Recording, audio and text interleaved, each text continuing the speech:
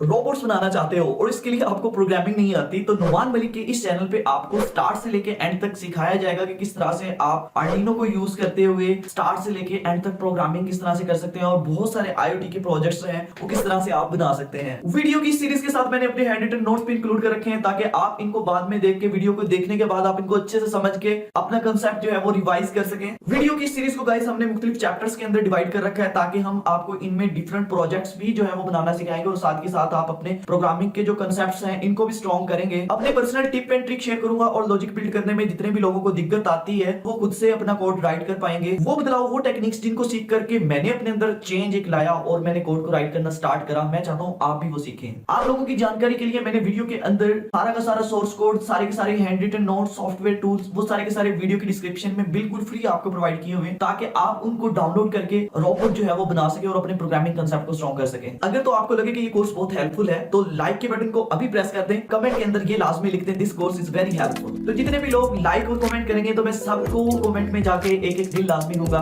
तो चलो वीडियो को स्टार्ट करते हैं।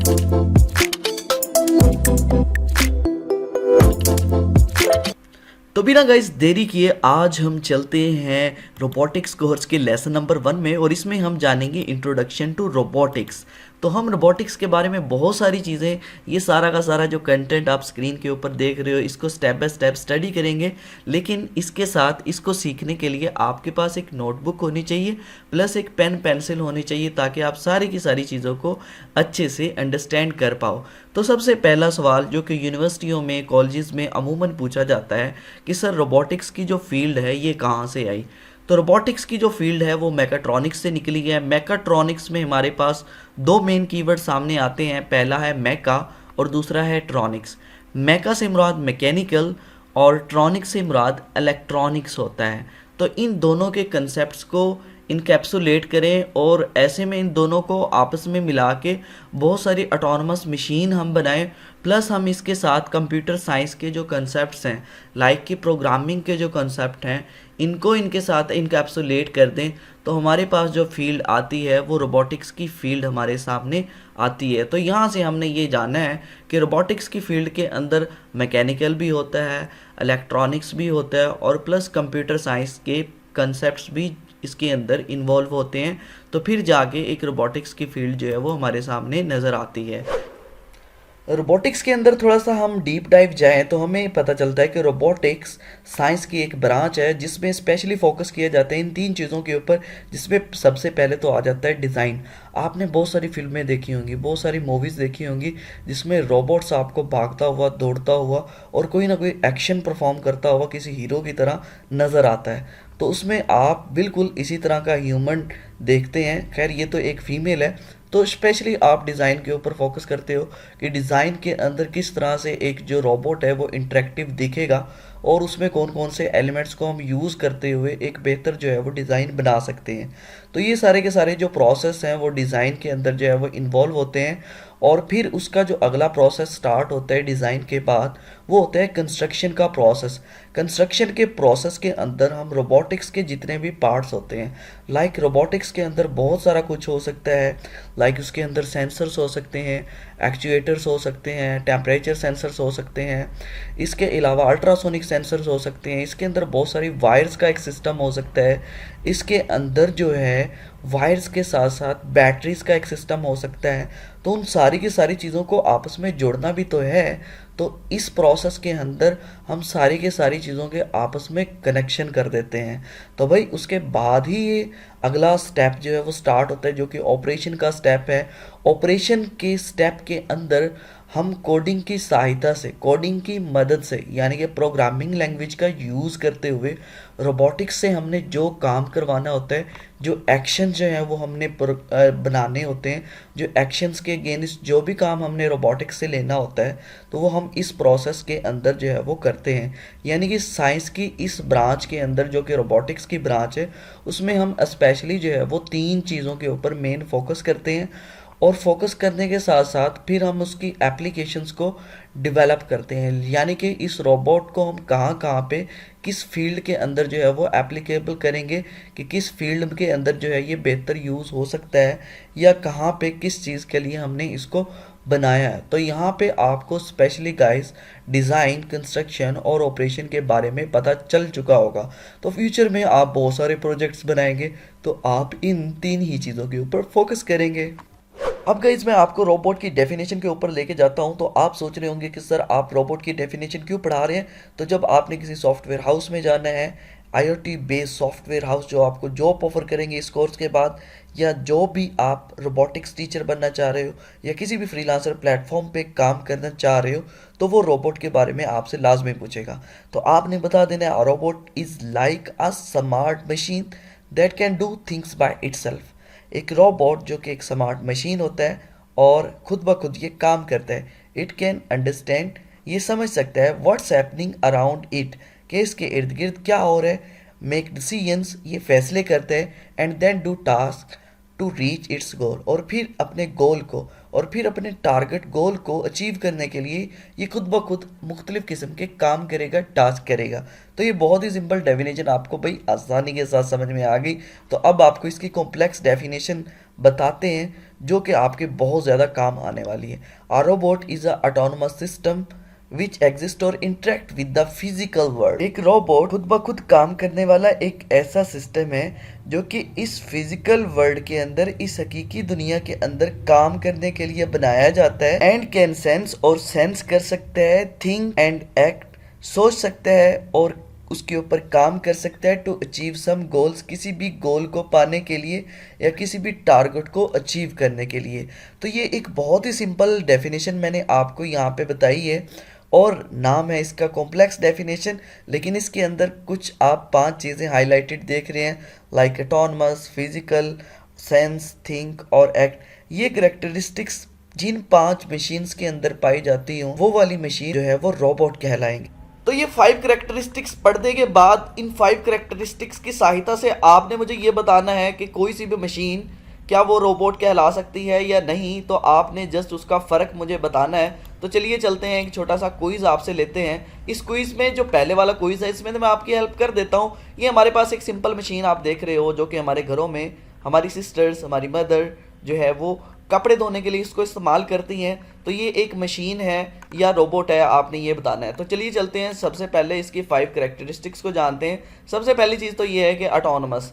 तो क्या ये मशीन ऑटोमेटिकली काम करती है? तो ज़ाहिर बात है ये मशीन ऑटोमेटिकली काम करती है, तो इसीलिए तो ये कपड़े धोती है। दूसरी जो इसकी करेक्टरिस्टिक्स है वो है फिज़िकल वर्ल्ड। क्या ये इस फिज़िकल वर्ल्ड में पाई जाती है? कोई जिन भूत तो नहीं। तो ज़ाहिर बात है कि ये इस फिज़िकल वर्ल्ड में पाई जाती है, तो दैन ही हम इससे कपड़े धोते हैं, वरना तो ये हमारे घरों में हमें नज़र ही ना आए। थर्ड करेक्टरिस्टिक्स है इसकी सेंस। तो क्या ये सेंस कर सकती है? अगर ये सेंस करती होती तो ऑटोमेटिकली कपड़े ना धो देती। अगली करेक्टरिस्टिक्स है थिंक। क्या ये सोच सकती है? तो भाई ये सोच नहीं सकती। अगर सोच सकती तो ऑटोमेटिकली इसको चक्कर देने की ज़रूरत ही ना पड़ती, ये इस बटन से जो हम चक्कर देते हैं। और इसके बाद यहाँ पे एक्ट है। तो भाई एक्ट ये करती है, इसके अंदर जो मोटर्स होती हैं लाजमी बात है कि वो एक्ट करती है। तो ये 3 करेक्टरिस्टिक्स को तो फुलफिल कर रही है, ऑटोनमस, फिजिकल वर्ल्ड और एक्ट को। बाकी 2 करेक्टरिस्टिक्स को फुलफिल नहीं कर रही, तो भाई इसके लिए हम इसको मशीन कहेंगे, एक सिंपल मशीन कहेंगे, हम इसको रोबोट जो है वो नहीं कहेंगे।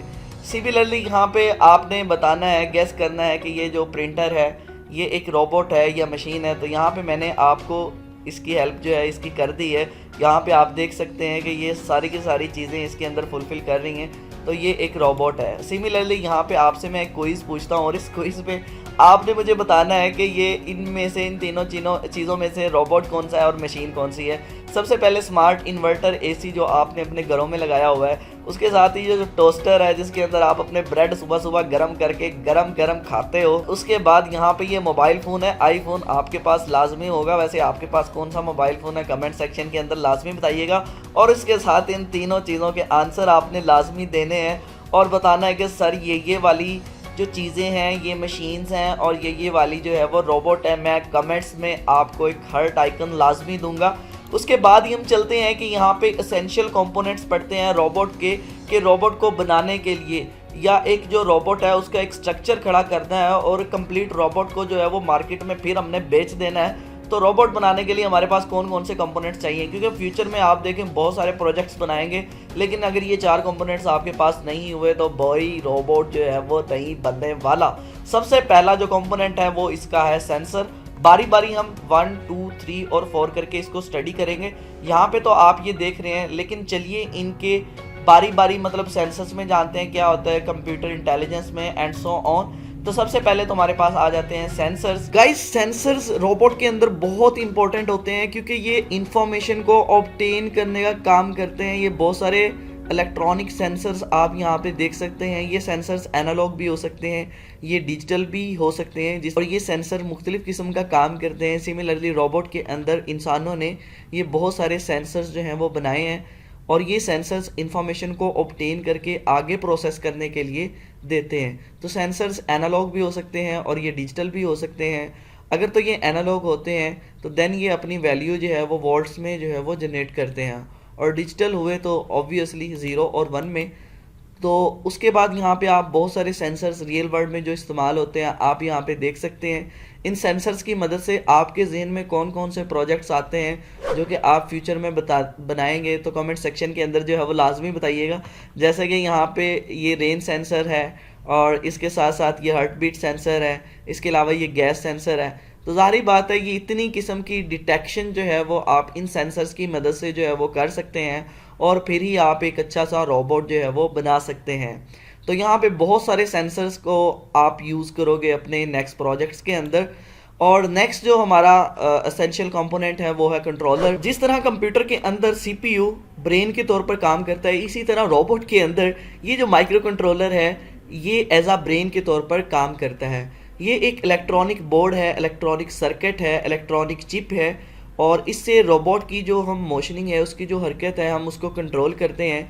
और इसको हम प्रोग्रामिंग की सहायता से यानी कि C++ का यूज़ करते हुए हम इसके ऊपर कोडिंग करते हैं, और कोडिंग से हम रोबोट को ये बताते हैं कि अगर आप ये एक्शन लेते हो सेंसर्स की मदद है, क्योंकि सेंसर एज ए इनपुट के तौर पर काम कर रहे हैं, तो बदले में आपने ये एक्शन जो है वो मुख्तलिफ डिवाइसेस के ऊपर आपने जनरेट करना है। तो हम प्रोग्रामिंग से इसको कंट्रोल करते हैं। और ये वाला जो आप देख रहे हैं इसको हम कंट्रोलर बोलते हैं, और इस कंट्रोलर का नाम है आर्डिनो ओनो।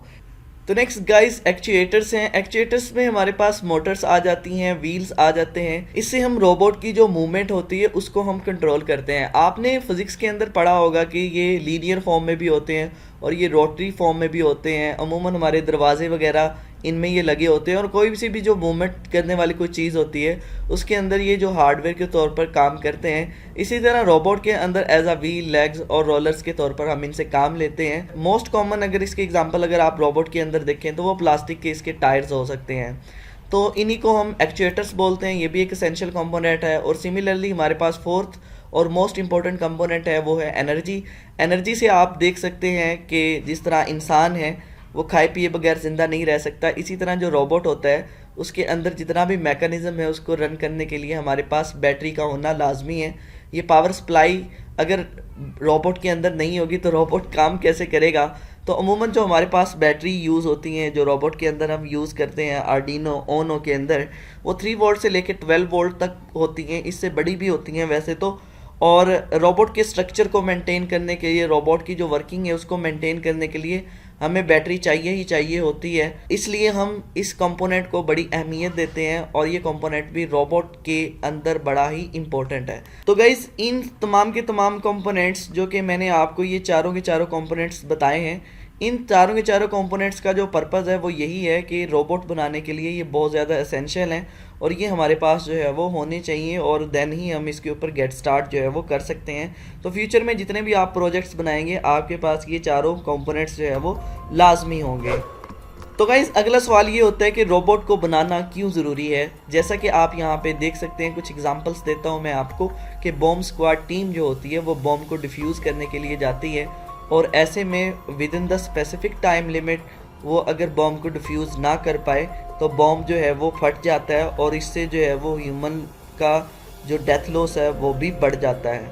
तो ऐसे में बेशुमार जितने भी ये बॉम्ब स्क्वाड टीम के लोग होते हैं, बहुत सारे लोगों की डेथ भी हो जाती है, इवन कि वो एक्सपर्ट होते हैं। तो ऐसे में अगर किसी रोबोट को स्पेशली इसी पर्पज़ के लिए ट्रेन किया जाए तो वो इंसान से पहले जो है वो उसकी डिटेक्शन कर लेगा और उसको जल्दी से डिफ्यूज़ कर देगा। अगर ना भी डिफ्यूज़ कर पाए तो ऐसे में वो फट भी जाए तो रोबोट को हम दोबारा बना सकते हैं, उसके सारे के सारे पार्ट्स मार्केट से दोबारा मिल जाते हैं। लेकिन इंसान तो दोबारा इस दुनिया में नहीं ना आ सकता। इसके साथ ही गाइज आपने नासा के एस्ट्रोनॉट्स देखे होंगे जो कि दूसरे प्लेनेट पे या स्पेस में रिसर्च के लिए जाते हैं। ऐसे में अगर इनको दूसरे प्लेनेट के ऊपर रिसर्च करने के लिए जाना पड़ जाए, लाइक मार्स के ऊपर जाना पड़ जाए या चांद के ऊपर जाना पड़ जाए, तो चांद की अगर बात करें तो वहाँ पे जो टेम्परेचर दिन के वक्त होता है वो 120 डिग्री सेल्सियस होता है। मतलब इतना ज़्यादा टेम्परेचर हमारी बॉडी के लिए अनबियरेबल है। तो वहाँ पे ये जो एस्ट्रोनॉट्स हैं ये तो नहीं जा सकते। ऐसे में आपने एस्ट्रोनॉट्स देखे होंगे, ये एस्ट्रोनॉट क्या करते हैं, ये दूसरे प्लेनेट के ऊपर जाके रिसर्च का काम करते हैं। और अगर इनको चांद पे भेजना पड़ जाए तो चांद में तो दिन के वक्त जो टेम्परेचर होता है वो 120 डिग्री सेल्सियस होता है। तो ऐसे में ये तो उनकी बॉडी के लिए अनबियरेबल है। और सिमिलरली अगर रात की बात की जाए तो रात में वहाँ पे ठंडक बहुत ज़्यादा होती है। तो ऐसे में ये उनके लिए बियरेबल नहीं है। और दूसरा वहाँ पे ऑक्सीजन भी नहीं है। तो इन सारी सूरत हाल को मद्देनज़र रखते हुए हम क्यों ना एक रोबोट वहाँ पे भेजें। सिमिलरली यही काम इंडिया ने चंद्रयान 3 के साथ किया था। इंडिया में जो चंद्रयान 3 चांद के ऊपर गया था तो वो वहाँ पे उसके कोलेस्ट पॉइंट या उस पोल के ऊपर गया था जहाँ पे बर्फ़बारी बहुत ज़्यादा होती है। और ऐसे में अब के लिए हमें ये पता लग रहा है या इन्फॉर्मेशन ये आ रही है मीडिया के ऊपर कि वहाँ पे फ्रीजिंग पॉइंट बहुत ज़्यादा होने की वजह से उसका राब्ता जो है वो मेन स्टेशन के साथ जो है वो डिस्कनेक्ट हो गया। माइट भी वो रिकवर हो जाए। और इसी तरह आपने ये ओशन गेट वालों की एक आप दोस्त जो कि समंदर के अंदर गई थी टाइटैनिक को देखने के लिए, लेकिन हुआ ऐसे कि जूं ये समंदर के अंदर जाती गई और वाटर प्रेशर होने की वजह से, समंदर का वाटर प्रेशर बहुत ज़्यादा होने की वजह से ये ब्लास्ट हो गई। और ऐसे में इसके अंदर जो बंदे बैठे थे वो सब की डेथ हो गई और उनकी बॉडी तक नहीं मिली। ऐसे में कोई रोबोट होता जो कि हम टाइटैनिक को देखने के लिए भेज देते तो उसी की वीडियोस या फोटोग्राफ से हम उस टाइटैनिक को बड़े अच्छे से देख सकते थे। लेकिन यहाँ पे हुआ ऐसे कि इंसानी जान का जो ज़िया है ना वो हो गया। तो ऐसे में रोबोट जो है वो बनाना बहुत ज़रूरी है। ये एक ओमनी प्रेजेंट हो सकता है। ये ऐसे नहीं है कि इंसान से कोई बेहतर चीज़ इंसान ने बना ली हो, लेकिन ये एज आ रिप्लेसमेंट के तौर पर काम कर सकते हैं कि जहाँ पे इंसानी लाइफ को बहुत ज़्यादा थ्रेट है। ये वो वाला काम बड़े अच्छे से और बहुत ही स्पीड के साथ एफिशिएंट होने के साथ साथ ये वो वाला काम बार बार और रेपिटेटिव टास्क को बड़े अच्छे से ये कर सकते हैं। इसलिए रोबोट्स जो है वो बनाना लाजमी है।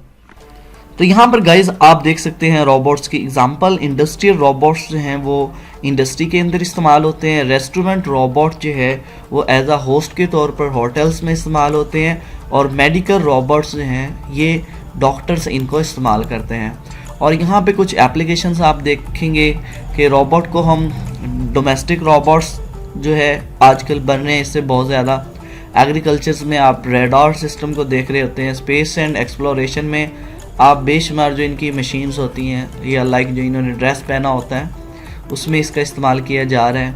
इसी तरह डिफेंस और सिक्योरिटी सिस्टम में आपने देखा होगा कि इज़राइल के साथ जो हमास की जंग हुई है उसमें आपने आयरन डोम सिस्टम देखा होगा, जो कि जब भी उनकी तरफ कोई भी रॉकेट को फायर जब वो करते हैं तो वो आयरन डोम सिस्टम उसको स्पेस में ही ख़त्म कर देता है।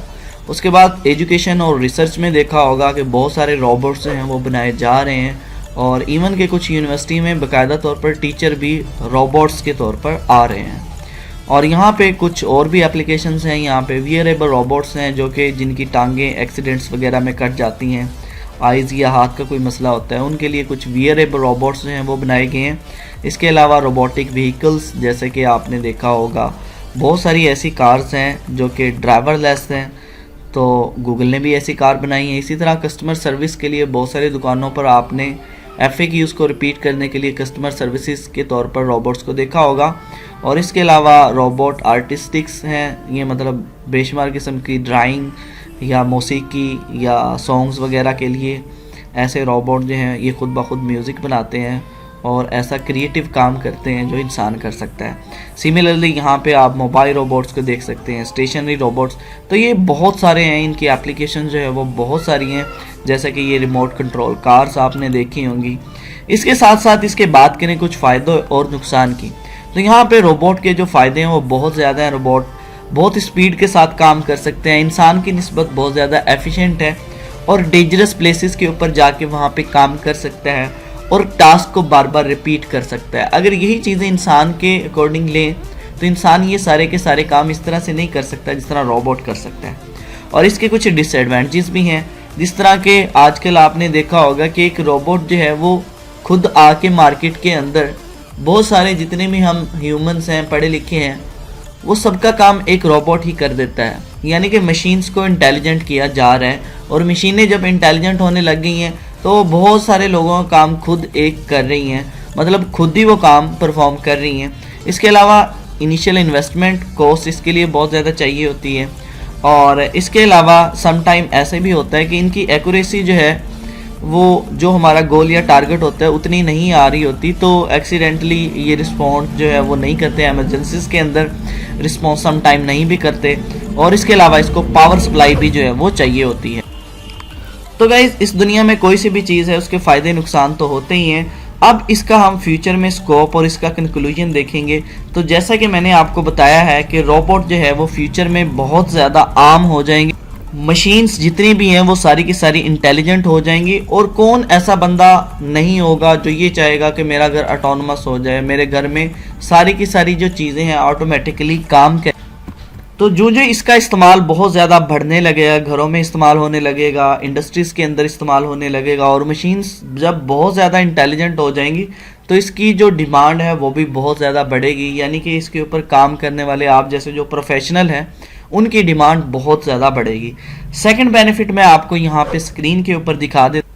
तो यहाँ पे गाइस फाइवर के ऊपर आके जस्ट मैंने सर्च बार में आर्डिनो लिखा है और यहाँ पे अभी इसकी 1800 सर्विसेज हैं, जहाँ पे बाकी स्किल्स जैसा कि डिजिटल मार्केटिंग की हैं, वेब की है, राइटिंग ट्रांसलेशन की है, उसमें कंपटीशन बहुत ज़्यादा है। लेकिन इसमें competition all over the world बहुत कम है और यहाँ पे बहुत सारे टॉप रेटेड सेलर हैं। तो आप भी इसी तरह यहाँ पे आके अपनी स्किल को ऑनलाइन सेल आउट कर सकते हो और बहुत सारा पैसा आप इस कोर्स को सीखने के बाद जो है वो कमा सकते हो। तो आपका कोई क्वेश्चन हो तो आप कमेंट सेक्शन के अंदर लाजमी बताइएगा और आई होप सो कि आपको ये जो लास्ट वीडियो है बहुत ज़्यादा अच्छी लगी। इसको आपने अपने स्टडी ग्रुप्स में शेयर लाजमी कर देना है और अपने स्टेटस के ऊपर भी लाजमी इसको लगा देना है। और इसके साथ ही आज हम आपको आपका टास्क देते हैं। तो ये रहा जी आज का टास्क। इन टास्क को आपने वर्ड पे सॉल्व करके एज अ नोट्स के तौर पर भी अपने पास रख लेना है और इसके साथ साथ मुझे भी व्हाट्सएप के ऊपर सेंड कर देना है ताकि मैं उसको चेक कर सकूं। अब मेरा काम यहाँ पे खत्म होता है और आपका काम शुरू होता है कि वीडियो को लाइक, शेयर और कमेंट कर दें और बेल आइकन को लाजमी प्रेस कर दें और सब्सक्राइब के भी बटन को प्रेस कर दें। Thank you so much. अल्लाह हाफिज़।